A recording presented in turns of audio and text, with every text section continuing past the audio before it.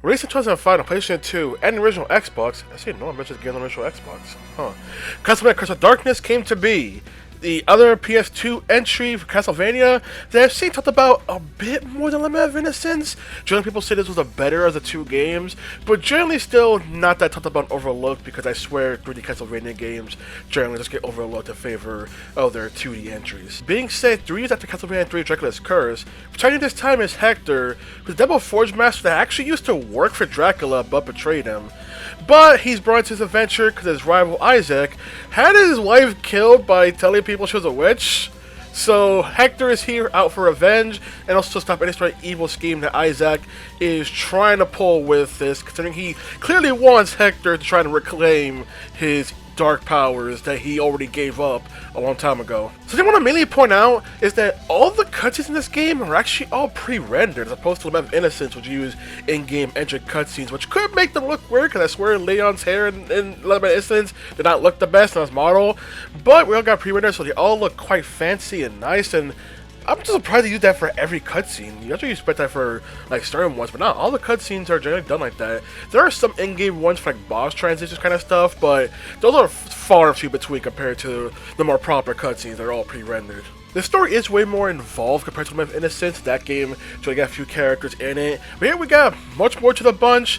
And oh my god, the freaking personality they gave to Trevor Belmont in this game, I freaking love it. Oh my god. Wait! That crest! Are you the Devil Forge Master? That whip. Could he be? Answer me! Are you the Devil Forge Master? I am. Then this is the hour of your death. He's unintentionally funny with the way he does things and his mindset works, I swear, but I love you, Trevor. I love you. Especially where it's juxtaposed our protagonist, Hector, who's revenge seeking for this game's story, so he tends to get angry, especially people know stuff that he doesn't. But whenever someone tells him something that sounds ridiculous, he won't get angry, but he does think about going, wait, it doesn't make any sense. I won't bandy words with you. I have an urgent request. Please, refrain from pursuing Isaac any further. Bastard! So you're with Isaac! But that does not follow. Isaac wishes to fight me. For what purpose do you make this request? So I like that he does think things through and doesn't fully let his anger blind him and just make irrational decisions. So I really like the aspect of Hector. Also helps that he's voiced by Christopher Freeman in this game. Interesting choice considering Christopher Freeman voiced a different character in Lament of Innocence, but hey, I ain't complaining. Had an opportunity to play this time. Very cool. So combat this time around is more quantity over quality, because Hector can actually make his own weapon equipment and have some different weapons he can use, but none of them are as fleshed out compared to Leon's alchemy whip and Lament of Innocence. Like, there's no kind of combos. You do have like finishers for depending on what part of the basic combo you're doing, they hit the finisher button, but none of them are as interesting or as involved as the combo system Lament of Innocence had. Instead of sub-items, instead you have innocent devils, which are little familiars that Hector can have, and I just don't find it interesting. Like, I like that there can be automatic or based on your command to do things, but I just don't find it interesting to use. Like, there's potential here, but it's kind of squandered. I think of one boss fight in the game that could have really used the potential of the innocent devils, but ends up favoring one type over the other. You do use them for navigation for this game, for like some things that you didn't get through because of the fact that, oh, this devil has an ability, it can be progressed. But it's generally far and few between and mostly used for size that we can get rid of any sort of progression. And that's just another thing when it comes to exploration in this game I need to get into. This game definitely wants to be more Metroidvania but in 3D, so there's more interconnected location and all that. But my main problem is the fact that because it wants to be bigger and grander, there are so many instances where you're just walking through hallways and nothing much is going on in it, if anything at all. And unlike Lament of Innocence, not really much in the way of puzzles. Like, there are some stuff that you need innocent devil abilities or to progress, but those are generally just for the side grease and stuff, and not for anything from the main progression. So you're not really using it much, you're just doing the main plot, and there's not much going on. There's no interesting parts to this whole entire locale of this game. Like, no innocent hazards to go through. Like, sure, there's like some turret sequences with cannons, but that's about it. Mostly just regular combat you do, and there is more enemy variety. So I feel like there's more enemy variety in this game, but there's just not an interesting locale compared to or Castlevania games. The absolute biggest issue with this game is the camera. Here you actually have proper camera control like Lament of Innocence, but it means nothing when the angle you get is so bad. It's just hard to keep track of the enemies and Hector on screen, especially when the camera is just always so close to Hector for no reason. Like, enemies can just blindside you easily, and there is a lock-on button, but instead of actually, you know, having the player's attention be focused on the enemy, and instead just tries to keep the enemy on screen to the best of the camera's ability, which is not very good.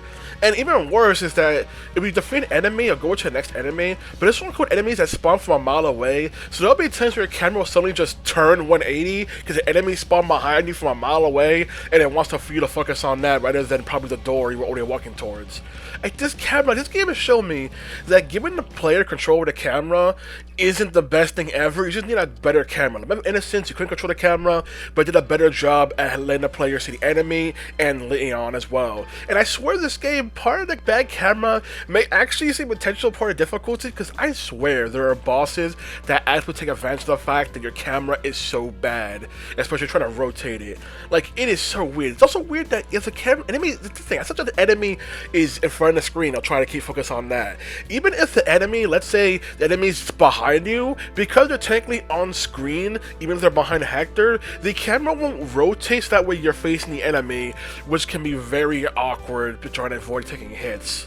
This one is specifically just me. I just find it weird how they emphasize how Hector and Isaac are Devil Forge masters that worked for Dracula, and just, I don't know, because I kind of expected more when, hey, these are people that worked for Dracula and used the power of darkness, but generally just falls into the fact that they can use the innocent devils, and that's about it.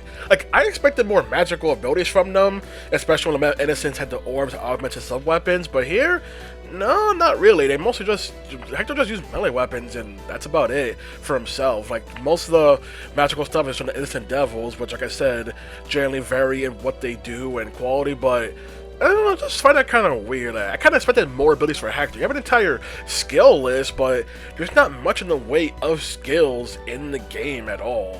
So it's just feels weird. I expected more magic from them. I also have the returning item shop. At this time, I did not use it all because I swear money is so hard to get in Curse of Darkness compared to Lament of Innocence. So I would generally just not have enough money for anything actually worth a damn in the shop. I just didn't bother using it at all, never going back to it. I also like the fact that because things are more interconnected, fast travel points, everything, that also means that you have to pretty much go out of your way to go back to the shop in order to pretty much get more, in order to buy things. So I also like the fact there's only just one location for the shop as well. On top of that fact, like, that's just kind of an issue in trying to be more the interconnected Metroidvania kind of thing. Because Lament of Innocence will just use a level select and always put you back at the shop whenever you finish the level. So I just find the shop inconvenient and not worth anything getting. On top of freaking candles. Candles in this game freaking just, like, Lament of Innocence that candles just give you like $1 at a time and make them worthless. Here they can give you nothing. It's like, why?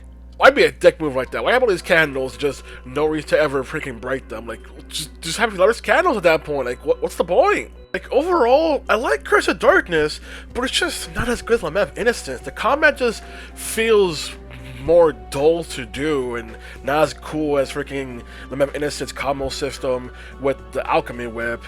The Innocent Devils are alright, but the fact that they only have one ability they can generally do, and also the fact that freaking get to summon them from the menu. That's another thing.